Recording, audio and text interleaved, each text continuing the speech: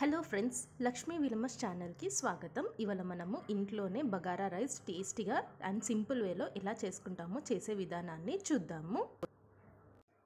ముందుగా 4 cups basmati rice తీసుకోవాలి. మనము ఏ కప్తోనైతే జనరల్గా వైట్ రైస్ పెట్టుకుంటామో కుక్కర్ కప్, అదే కప్తోని 4 కప్స్ బాస్మతి రైస్ తీసుకోవాలి. మనకు 1 కప్పు బాస్మతి రైస్కి 1.5 కప్ వాటర్ సరిపోతుంది. ముందుగా మనము ఇప్పుడు రైస్ని మనము అట్లీస్ట్ 2 టైమ్స్ అయినా బాగా మంచినీళ్ళతో కడుక్కోవాలి. ఎందుకంటే దాంట్లో ఉన్న పురుగులు కానీ ఏమున్నా కానీ ఇలా మనకి చెత్త అంతా వెళ్ళిపోతుంది. ఇలా మంచిగా క్లీన్ చేసి పెట్టుకొని ఒక హాఫ్ అన్ అవర్ వరకు అలా మనము నానబెట్టి పెట్టుకోవాలి. మనకి రైస్ ఎంత బాగా నానితే అంత మంచిగా పుల్కల్లాగా ఇప్పుడు ఒక బౌల్ పెట్టుకోవాలి. అందులో 1 టేబుల్ స్పూన్ నెయ్యి, గీ వేసుకోవాలి. ఇది మనము ఇంట్లో ప్రిపేర్ చేసిన నెయ్యి.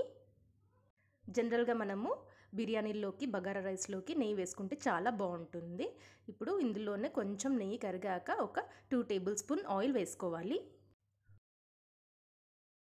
1 మినిట్ వరకు అలా ఆయిల్ని వేడి చేసుకోవాలి. వేడి అయ్యాక ఇందులో మసాలా ఐటమ్స్ వేసుకోవాలి. చూస్తున్నారు కదా, సాజీరా, లవంగాలు, ఇలాచి, బిర్యానీ ఆకు, పత్తా, చెక్క ఇవి వేసుకోవాలి. మనము ఆయిల్లో ఇంకా గీ కలిపిన దాంట్లో బాగా ఫ్రై చేసుకోవాలి. జనరల్గా మనము ఏ బగారా బిర్యానీలోకైనా ఈ మసాలా ఐటమ్స్ కంపల్సరీగా యూజ్ చేస్తాము.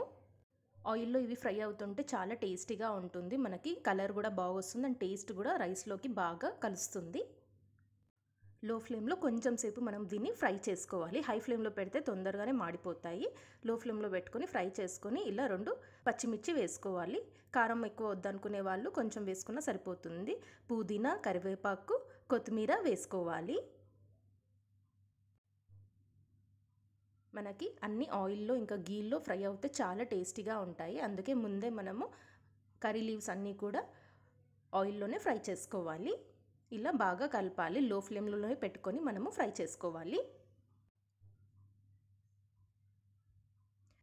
ఇప్పుడు అల్లం ఎల్లిగడ్డ పేస్ట్ వేసుకోవాలి. ఇది ఇంట్లో చేసిన అల్లం ఎల్లిగడ్డ పేస్ట్. ఇది చేసే విధానాన్ని నేను సపరేట్గా వీడియో చేశాను. అది డిస్క్రిప్షన్ లింక్లో షేర్ చేస్తాను. మీరు కూడా తప్పక చూడండి. జనరల్గా మనము బగారా బిర్యానీలోకి ఎప్పుడైనా చేస్తున్నప్పుడు ఫ్రెష్గా చేసుకున్న అల్లం ఎల్లిగడ్డ పేస్ట్ వేస్తే చాలా టేస్టీగా అవుతుంది. ఒకసారి మీరు కూడా ట్రై చేసి చూడండి. ఇప్పుడు దొడ్డుప్పు వేసుకోవాలి. కల్లుప్పు అని కూడా అంటారు. జనరల్గా అయితే సాల్ట్ మనం నార్మల్ సన్నుప్పు కూడా వేసుకోవచ్చు, కానీ హెల్త్కి దొడ్డుప్పు వాడితే చాలా మంచిది. అండ్ ఇంకా మనము ఇట్లాంటి పెద్ద పెద్ద ఐటమ్స్ ఏమన్నా చేసేటప్పుడు అవే వేస్తే తొందరగా కూడా అయిపోతే టేస్ట్ కూడా బాగా వస్తుంది. ఇందులో ఇప్పుడు వాటర్ పోసుకోవాలి. మనము ముందు చెప్పాము కదా, 1 కప్పు రైస్కి 1.5 కప్ వాటర్ సరిపోతుంది. సో మనం ఇక్కడ 4 కప్స్ ఆఫ్ వాటర్ తీసుకుంటున్నాం కాబట్టి దానికి తగ్గట్టు వాటర్ కూడా పక్కనే పెట్టుకోవాలి. ఇప్పుడు ఆ వాటర్ని ఇక్కడ మనము బాయిల్ చేసుకోవాలి. మూత పెట్టుకొని వాటర్ని మంచిగా బాయిల్ చేసుకోవాలి. ఒక 2 మినిట్స్ అలా పెడితే మంచిగా వాటర్ ఇలా మసులుతుంటుంది.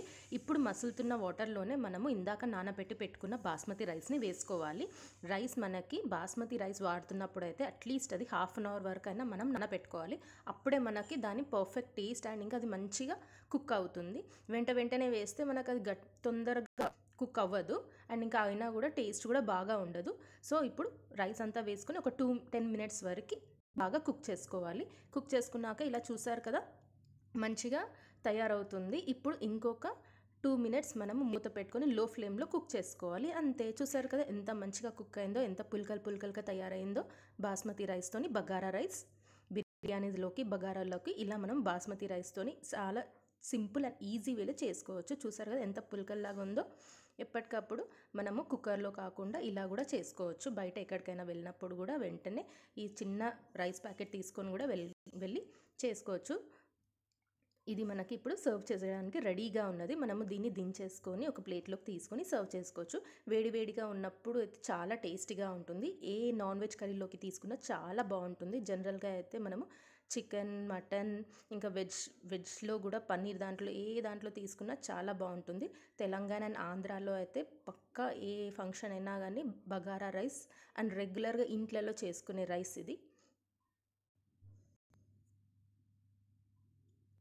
చూసారు కదా ఎంత సింపుల్ అండ్ ఈజీ వేలో మనము బగారా రైస్ చేసేసాము. ఈ విధంగా మీరు కూడా ఈ వీడియో ఫాలో అయ్యి మీరు కూడా చేసి చూడండి. వీడియో నచ్చితే నాకు లైక్ చేసి, కమెంట్ చేసి, షేర్ చేయండి. మటన్ కర్రీతోని అయితే సూపర్గా ఉంటుంది. నేనైతే సజెస్ట్ చేయగలను మటన్ కర్రీతోని ఇలా చేసుకొని చూడండి. మరిన్ని ఇంట్రెస్టింగ్ రెసిపీస్ కోసం నా ఛానల్ని సబ్స్క్రైబ్ చేసుకోండి. Thank you for watching this video.